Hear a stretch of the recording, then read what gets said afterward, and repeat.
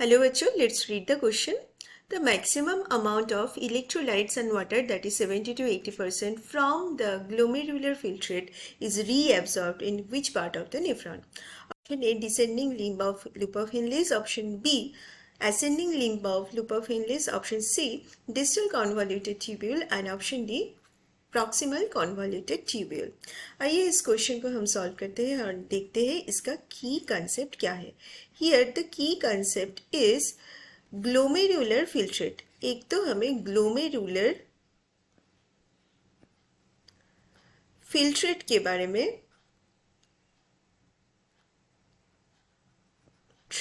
में जानना होगा। Number 2, we need to know about reabsorption. Reabsorption कैसे हो रहा है? रीएब्सॉर्प्शन,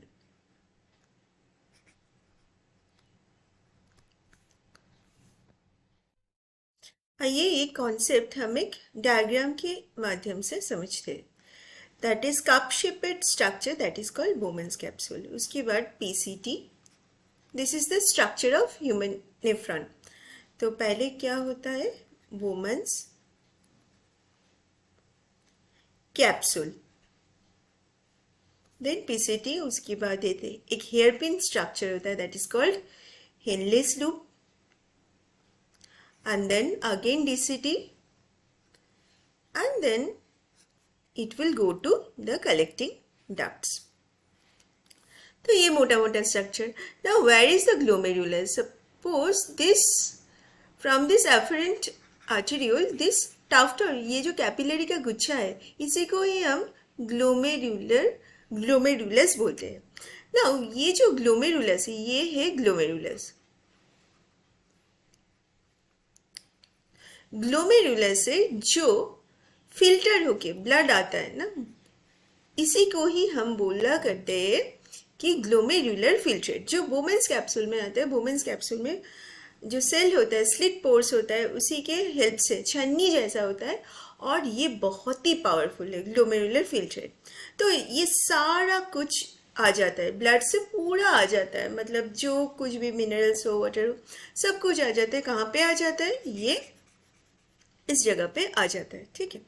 उसके बाद क्या होता है? उसके बाद पीसीटी में प्रॉक्सिमल कॉन्वॉल्यूटेड ट्यूब्यूल, इस जगह पे क्या होता है? हमें जो भी चीज़ें चाहिए, सपोज यहाँ पे तो सब कुछ है, मिनरल्स है, विटामिन है, वाटर है, तो वो तो हमारे बॉडी के लिए बहुत ही ज़रूरत है।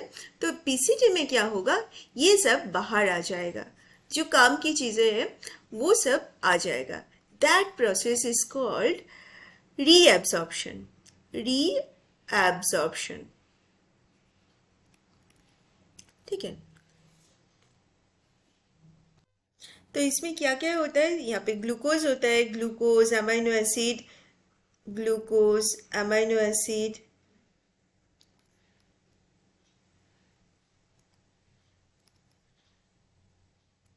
ओके, मिनरल्स, इस चीज का रीएब्सॉर्प्शन होता है।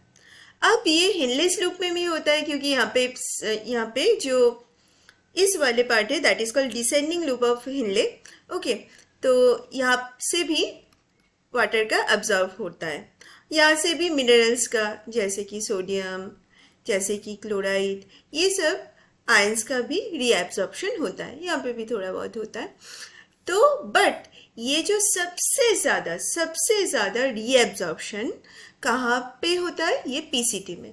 पीसीटी में कितने परसेंटेज? 60 to 70% हो जाता है। ये जो ग्लोमेरुलर फिल्ट्रेट आता है, ये वाला पोर्शन से जब ग्लोमेरुलर फिल्ट्रेट आता है तो उसका मैक्सिमम इम्पॉर्टेंट चीज़ों का जो रीएब्सॉर्प्शन बॉडी में होता है वो पीसीटी में हो जाता है।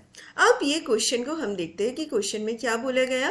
Descending limb of loop of Henle, हाँ होता तो है पर उतना ज़्यादा नहीं होता है, तो ये वाला नहीं होगा, क्योंकि क्वेश्चन में बोला गया कि 70 to 80% रीएब्सॉर्प्शन कहाँ पे होता है? Maximum amount of electrolytes, ions, तो ये वाला नहीं होगा। Ascending limb of loop of Henle, यहाँ पे भी होता है बट थोड़ा कम ही होता है, ठीक है, उतना ज़्यादा नहीं।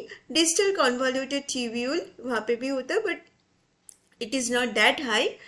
तो इसका आंसर होगा option D, that is proximal convoluted tubule, जहाँ पे सबसे ज़्यादा इम्पॉर्टेंट मिनरल्स का, इलेक्ट्रोलाइट्स का रीएब्जॉर्प्शन होता है. I hope you have understood the concept well.